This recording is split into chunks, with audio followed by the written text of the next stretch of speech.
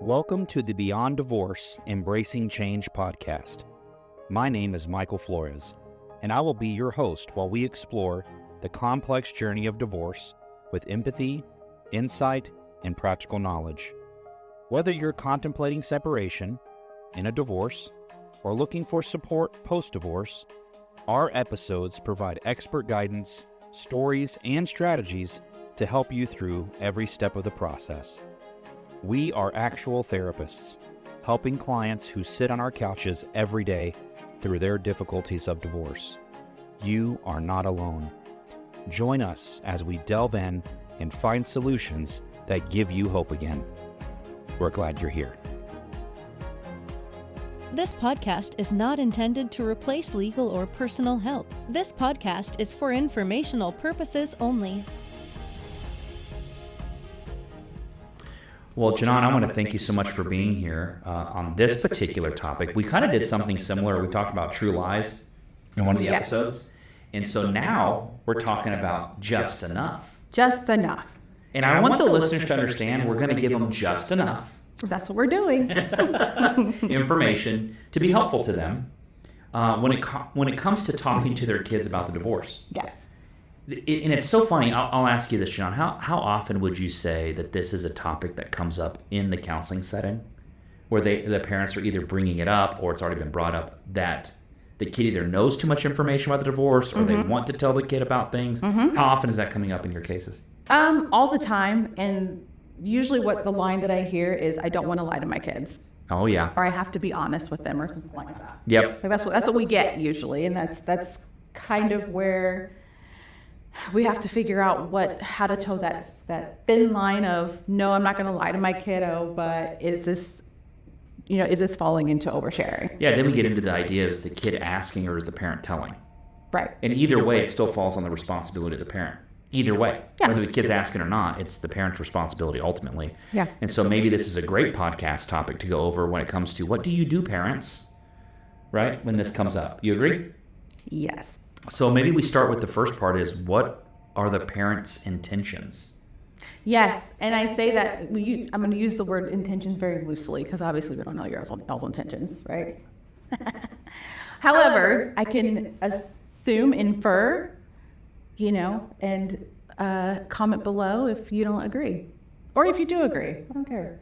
I like it better when they don't agree, and then I can talk more through it. But it's okay. If you do agree, just shoot a thumbs up. If you don't agree, let us know. Let us know. So one of the intentions is, I will say that I think that most of the time when parents want to talk to their kids about the divorce or what's happening or something like that, I think they do have good intentions, I think, overall. I want to assume that. I'm going to assume that. They're not trying to be malicious. They're not trying to hurt their children. They're not trying to be like, you know what, I'm going to say this and I'm going to just, tear my kid apart because I feel bad. What benefit do you think it serves us as counselors and even the co-parent to look at it from that perspective of this, they're doing this behavior in some way, but I'm not going to take it as if it's intentional? Like, what difference does that make for them to look at it from that perspective? Oh, for therapists? For therapists and maybe even the co-parent, the person who thinks that the other parent's doing it with intent. If they look at it from the lens of it's non-intentional, but it is happening, what difference does that make?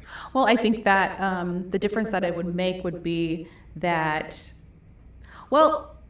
it helps us to be more curious, I think. So we're not necessarily just making a statement, right? Yes, like, I this see that. is what it is, and so it helps us to be, I'm going to assume that you're not, trying to be malicious and trying to be mean, so then I can just ask more questions. Yes. And then I can get more answers, and then I can come to the conclusion. Well, then it makes your conclusive piece a little bit stronger because now you have the information that you needed by starting from a curiosity standpoint, or being curious. And I think that's great. That's awesome. Yeah. Okay. So it's important to always be curious. So are we saying that the parents need to have, the parent that thinks this is happening, the kid's being overshared with information, or they're getting way more than enough, that the other parent should look at it from the perspective of, this is non-intentional? I think that's really important. Okay. Yeah. Because then you can be curious, right? You're open. Yes. You're open to possibilities. Oh, yeah, brighter possibilities. Yeah. There it is. You're open to possibilities. Yeah. Yeah. It's back there. So yeah, you're open to possibilities of what, I don't know, to what it could be. Correct. What could be happening. So another one is parents want to be open and honest with their kids. I think that kind of it will coincide with this thing is happening, and if I give my child more information, then they'll understand better. Yeah. What's happening and why it's happening, and so it'll make them feel better. I really do think that parents think that this more information is going to make them feel better, because if they get more information, then they feel better. Well, what is that true, or is there something? That is 100% not true. Okay, then what would make it true? What would make what true? Sorry. Yeah, what would make it true? Like, what is the truth then about sharing information with your children? If it's not true that giving them all this information would be helpful, that's not true. So what would be true? Giving them just enough information for the developmental age. I think this is really, really important to understand their developmental age. I mean, if they're 2 years old, they don't need to know about any infidelity, right? So what are the effects on oversharing with your kids? What kind of things kind of come from that? Okay, so just in general, I think kids, there'll be emotional stress. Oh, yeah. You know? And I have experienced this with kids just in general. Like, they'll be parentified, you know. Overshare, your kid's going to be parentified, especially if they're in the, I'm going to say pre-operational. I'm pretty sure that's where it is. Like the logical, it's like 7 to 11. Yes. And so they're in the fix-it stage. And so if you're a parent and you're telling your kid, oh, there's all this financial issues and all that stuff, they're going to take on that burden of all that information. They're going to have this emotional stress, like, oh my gosh, all this stuff is happening and I got to fix it somehow. Somehow I need to fix it. So either I need to fix it emotionally for my parent, or I need to fix it, I'm going to say physically, but, you know, I need to, and this is kind of a real example. I'm going to draw some pictures and I'm going to sell them at school so then we can have some money. Or I'm not going to ask a parent for anything because they don't have any money. Yep. So, you know, that brings on a lot of financial stress, especially if they're being told too much detail about kind of what's going on. And I know, I will say, I know a lot of parents, they feel like, oh, my child is 13 going on 30, so I can tell them all the things because they're so mature. But I'm just like, you know, that is a parentified kid in most cases. A kid that's more mature than their age is typically kind of a ding ding for me that kid may be parentified when I see that. Yeah, they grow up too fast. They end up having to grow up too fast. They're little adults. Mm-hmm. Yeah. And then they're just like, and then the parents like, oh, I can just lean on them. And they're just, but the thing is, what they don't understand is that their kid, regardless if they're 9 or if they're 16, they're taking on that heavy emotional stress. And the problem is that, you know, it'll turn into split loyalty. It can do that. It'll turn into that. Because now I have to take care of, let's say, dad's feelings, and this is because of mom. So now I have to split my loyalty. I can't be. Yeah. I have to reject one to love the other, or to help the other, protect the other. Yeah. Yeah, exactly. And then we get into the bleeding over into now we're being alienated. See how it just all kind of like links. Yeah. So the effects of what are the other things that parents need to know of how this affects children when you overshare and you give them more than enough, not just enough? They can have feelings of guilt. Mm-hmm. And it kind of goes along with what I said before, which was, I don't want to ask for this thing because I'm going to put more of a burden on a parent. Oh, wow. Because now I feel guilty asking for a new pair of pants. Mm-hmm. I need. I don't want a Christmas this year. Yeah. I don't want anything for Christmas because I know that mom can't afford it or dad can't afford it because they've been talking about how much they can't afford. And it all attributes to the divorce. Or think about this. Let's say there was something that happened between mom and dad, or happened between kiddo and I'll just say parent B. How about that? Okay, parent B. Something happened between kiddo and parent B, and then boom, next day we get the information that there's a divorce. What are they going to be thinking? Yeah.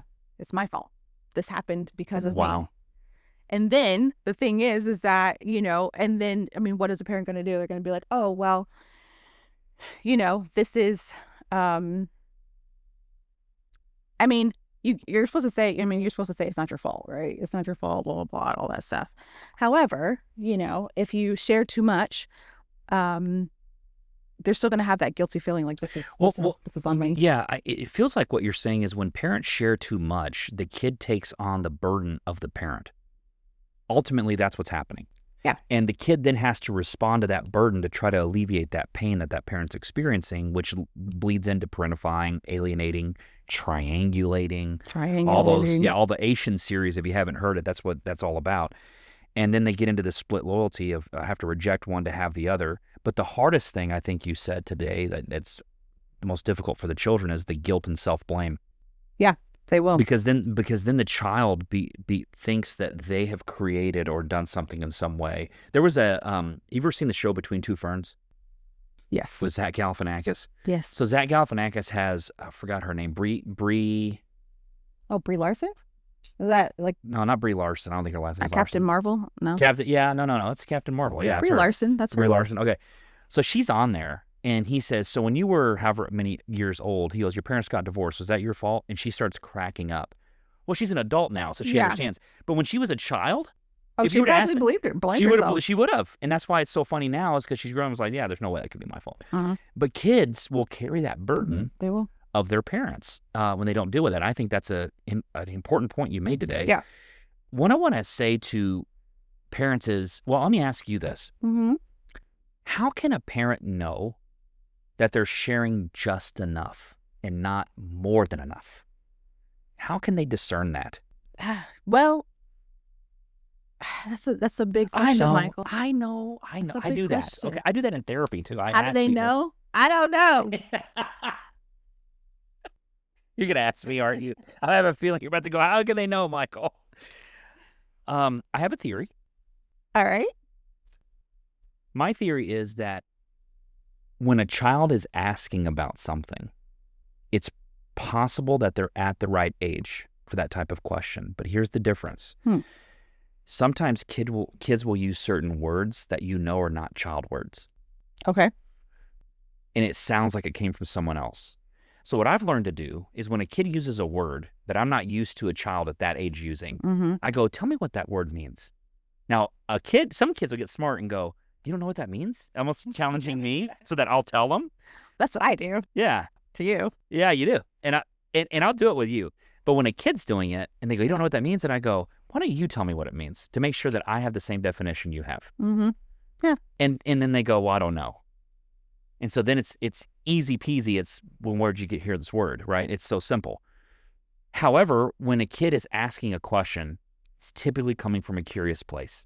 Yeah. But we like to go, why are they curious about this, right? So let me do this. I had a fun idea while you were talking. What do kids not need to know about, even if they want to know? When it comes to divorce? Yeah. So even if the kid's asking the question curiously, not being alienated, the kid's just asking questions. I notice you spend a lot of time with John or a lot of time with Marcy or whoever this person is.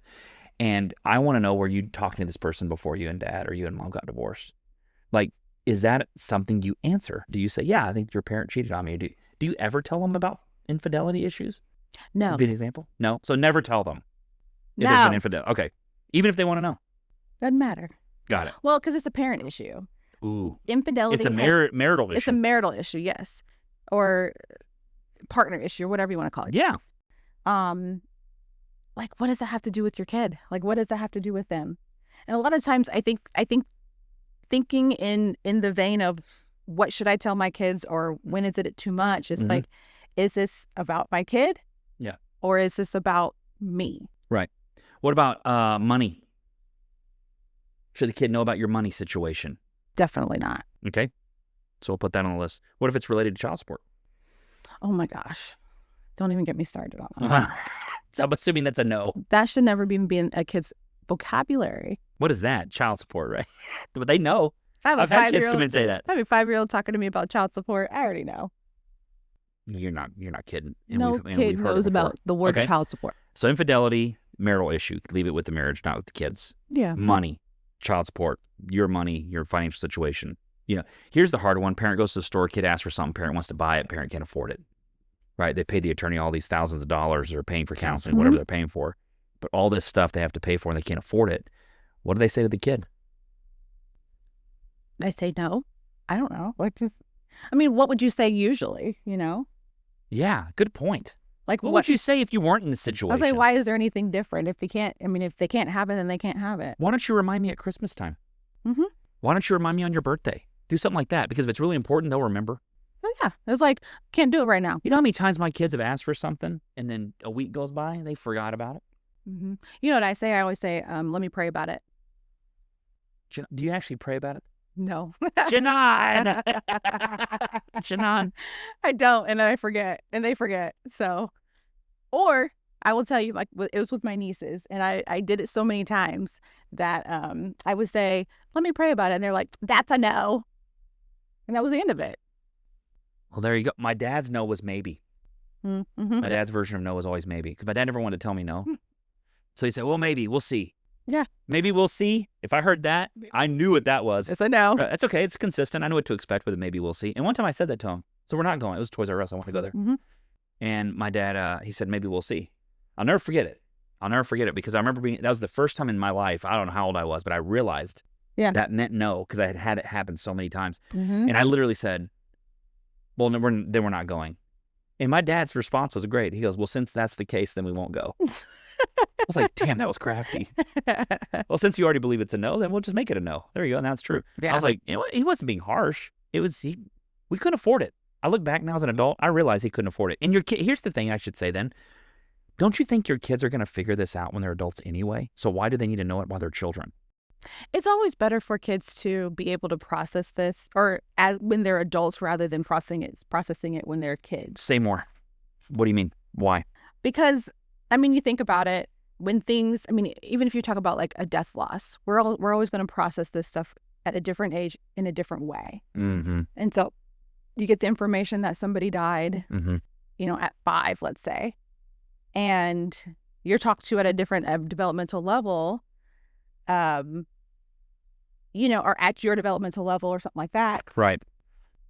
It's easy to process when you're talked to at your level.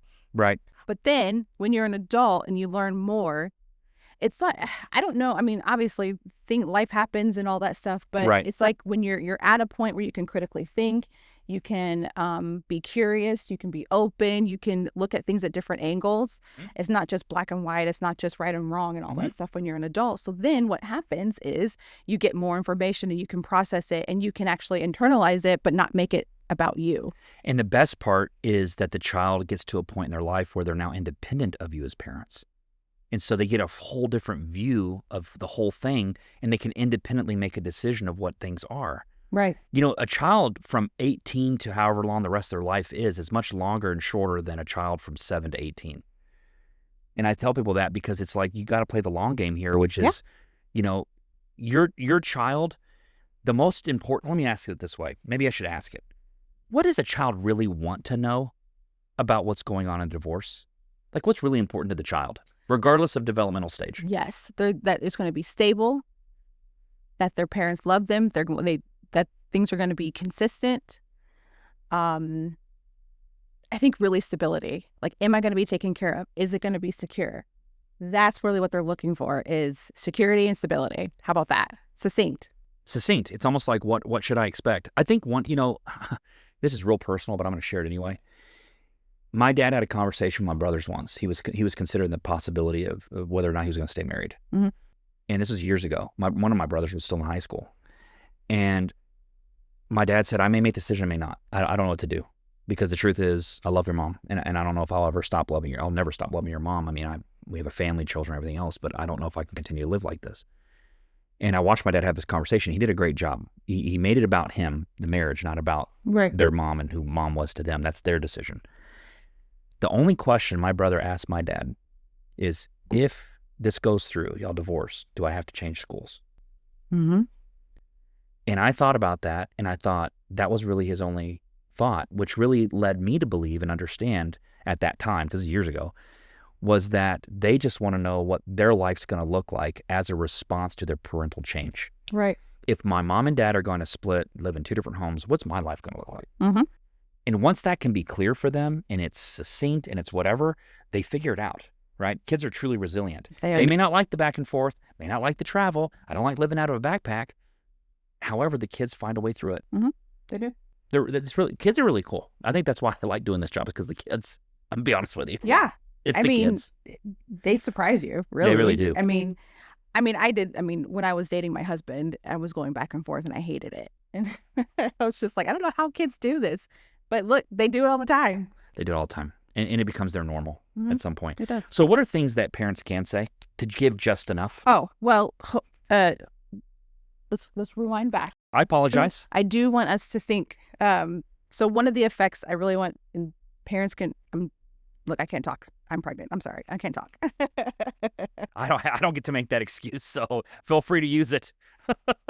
Behavioral issues is what you really need to look out for. Yes. And that's something, we can't necessarily see emotional distress. We can't really see, we can't see split loyalty and all that stuff. But in younger kids, you're going to see behavior. They're not going to say, I'm emotional distress. They're not going to say that. Or, I'm anxious, or I'm depressed. If they say that, we're going to go, where'd you get that word? Yeah. So a lot of times you're going to see it in behaviors. They're going to be acting out. Yeah. Especially like the younger kids, if they feel like they're like stressed out because of the divorce, or they're being told too much or something like that. And a lot of parents are going to be like, oh my gosh, like, now they're getting into fights at school, or now they're talking back, or they're not paying attention in class. They have ADD. They're not focused, and I think that they're ADHD, and should I get on medication, all that stuff. Really think about how much do they know now? Most kids at divorce get diagnosed with ADD or ADHD because it's an anxiety response. Did you know that? Yeah. So the kid has nowhere to go. They're stuck in a classroom. So what do? They check out. And when they check out, they look like they're not paying attention, when in reality, they're thinking about what's going on at home. Mm-hmm. You know what I mean? It's so sad, and you're so right about that. The behavior will play out, and instead of looking at the kid's behaviors, understanding where it's coming from. Right. The kid does not need to carry the emotional burden. When you've done too much, in my opinion, because your kid's carrying the burden. Yeah. That's when it's more than enough. Yeah. Right? So let's go to the parents that want to learn what's just enough. So can we get into that? What are things they can say? We can. Do you want to start with just like developmentally, or what are you thinking? Yes, I've wrote it down, so I'm going to. Ooh, nice. Got notes. Because I ain't going to remember it. So y'all write it down too. Or just rewind. Okay, so toddlers and preschoolers. I'm going to give you just one thing to say. You can say stuff like, we both love you very much, and not a lot of things are going to change. If not, a lot of things are going to change. And I'll say like, or you'll see both of us, something like that. So nice. Then what they know is I'm going to see both my mom and dad, and they love me. Mm-hmm. And that's really all toddlers need to know. Yeah. Toddlers keep it about, we love you. It's about them. It's not about you. And I'll tell you, like, a lot of times I've had conversations with parents who are going to divorce, and they talk to toddlers, and they don't really care, to be honest, because they have no clue what a divorce is. They don't know. They don't understand. Okay. Things to avoid: negative comments about the other parent. Oh, gosh, yes. Or asking them to make a choice. Should a parent ever share their negative feelings about whether they have an opinion on how they parent or not? Should they share that opinion with the kid at any point in time? No. No, ever. Never. Okay. Your opinion doesn't matter. Got it. About the other parent. Got it. To the kid. But your opinion matters to yourself. Ooh. And your friends. Ooh. That's why it's called an opinion. But it's a fact, Janan. Sure. Okay, continue. Okay, so if we're thinking about ages in early elementary, you can always say, this is a grown-up decision. Ooh. Yeah. So then it's almost like you're really pulling it away from them. Yeah, it's mine, not yours. This is a grown-up decision. Gosh, I wish more people said that one. All right. And you want to not talk about or not vent your own feelings. That's it. Yeah, monitor self. I'm not giving a lot. I'm just giving a little. All right. Tweens. What is that age? 10 to 12. 10 to 12? Mm-hmm. Okay. Like right before your teenage years. Middle school? Yeah. Somewhere in there? Okay. Mm-hmm. Like 6th grade, 7th grade, something like that. Okay. Let's see. I wouldn't say that. It's more than enough. I would say for them, they're going to get into like this critical thinking stage. So you can always say, we want you to feel free to talk to either of us about how you're feeling. So what you're doing Ooh. is you're not necessarily giving them information, but you're allowing them to talk to you about how they're feeling. But you said feel free to talk to either of us. Either of us. Because so you're keeping it open for both of us, both of parents, right? And because the thing is that kids can have feelings about the other parent or different feelings about each parent. Yeah. So then the thing is that you're just opening it up to where they can talk to either of them about whatever. Yeah. I used to say dad stuff goes to dad, mom stuff goes to mom. If the kids are in school and they have a math problem, they don't go to the science teacher. Science teacher sends it back to the math teacher. It's that simple. Yeah. Yeah. All right. Avoid turning them into a confidant. Ooh. That's the no-no. Okay, got it. All right. So these are teenagers, just 13 and up. I think a really big one for this one is I'm gonna do two of them because I like both of these. It's okay to feel angry, confused, or sad. Just talk to us about it. So you're still keeping it open, and you're acknowledging that maybe they're going to be feeling some feelings. I do know, like even with my niece, she was 12 or 13, and she was very angry. Yeah. And it was okay. It's okay. It's okay to feel. Another one that you can say is you don't have to pick sides. We're both still here for you. Terry said this. Terry's over at Esther Safe Haven. They do the whole, supervision stuff. And she said, one of the most powerful things a parent can do is give the child permission to have a relationship with the other parent. Yeah. So say that second one again, because it's similar to that. You what? Oh, you don't have to pick sides. We're both still here for you. What if I add, you don't have to pick sides. You get to love us both. I like that too. And that's giving them permission, right? Give them permission. Oh my gosh. One time I had a parent come in and they were so concerned about how the child was going to view the other parent because they felt the other parent wasn't good for them. Mm-hmm. And I said, how did you come to the conclusion that this person wasn't good for you? And they told me. And I said, do you don't think your kid's smart enough to figure that out? No. Now, if they figure it out because you told them, it's going to be very different than they figured it out because they experienced it. Mm-hmm. And it's almost as if like you don't run beside your kid every time they ride the bike. What you do is you put a helmet, knee pads, arm pads, and you tell them to keep pedaling if they don't want to fall down. Right. But if they're always afraid of falling down and you're always afraid of them falling down, they'll never pedal the damn bike. So to me, I told my daughter when she was riding her bike, I said, when you decide you're no longer afraid to fall, and no matter if you fall or not, you're going to get up, that'll be the day you learn to ride your bike. Let me tell you what she does now. What do you think? You think she's riding her bike? I think she's riding her bike. She's riding her bike because I gave her permission. I let it go. You have my permission to figure it out, right? Mm-hmm. You don't have to pick sides. You get to love us both. Yep. And get to is a good thing to say. Not you have to love us both. You get to. You get to love us both. Yeah, permission. Mm-hmm. It's permissive. Woo. And a thing to avoid is sharing deeply personal details. Don't do it with your teenagers either. Okay. And that's all I'm giving y'all. That's all you're giving them. So let me do a recap. Here's things your kids do not need to know, even if they want to know. Infidelity or marital issues between you and your ex-spouse. Mm-hmm. They don't need to know that, ever. It's not necessary. Even if they want to know, it's not necessary. You can say, that's mine, it's not yours, right? That's right. Leave it out. Money. If your kids aren't helping you pay bills, and God forbid if they are, because that might be physical parentification, right? But if your kids aren't helping you do all that kind of stuff, they don't need to know about your money, your child support, anything like that. Yep. No, they don't need to know who's paying and who's not paying. They don't need the marital opinion of your spouse. That's right. Your ex-spouse. I don't need your opinion about how they are as a husband or wife. They don't plan on marrying you guys anyway. So they don't need that. They as in the kids, do not. They as in the kids. That's right. Yes. Right? You said some other things to stay away from. Mm-hmm. Don't use children as confidants. Yep. Right? Always keep monitoring yourself, right? Not Yep. necessarily always the kid. Look at you too. Take a look at yourself. Remembering to, so here's what you did for toddlers. For toddlers, keep it about the kid. Make sure that they know they're loved. We love you. Yep. That's about as far as that goes. Elementary kids, this is a grown-up decision. Love it. Tweens, feel free to talk to either of us about your feelings, leaving it wide open for them, not creating confidants, right? Right. Or little investigators. That's my other favorite one. They let their kids become little investigators. Mm-hmm. For your teens, 13 and up, it's okay to feel whatever it is they're feeling. Whatever it is. Talk to us about it. And the other one I loved. You don't have to pick sides. You get to love us both.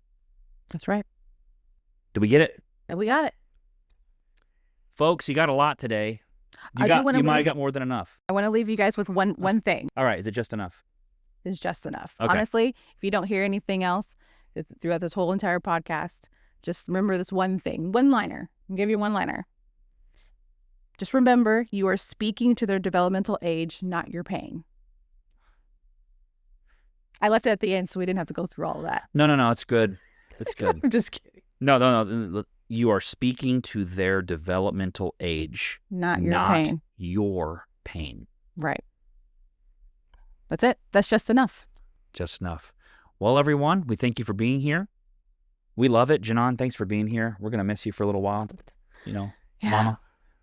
You got some cool stuff coming along. So we're very happy for Janan. We're happy for all of you that have consistently listened to our podcast. I want to thank you immensely for that and for the fact that you've taken the time to give us the feedback, because what it does is it encourages us to do more. And for those of you that disagree or want us to talk more about a certain topic, send it in. Let us know. We're okay with that. That's what causes us to have more information and know how to better serve. So we appreciate you so much. We thank you. If you haven't already subscribed to the podcast, I encourage you to do so. Please stop waiting. Every Tuesday, there's a new episode. We love you guys. Keep moving forward, everyone.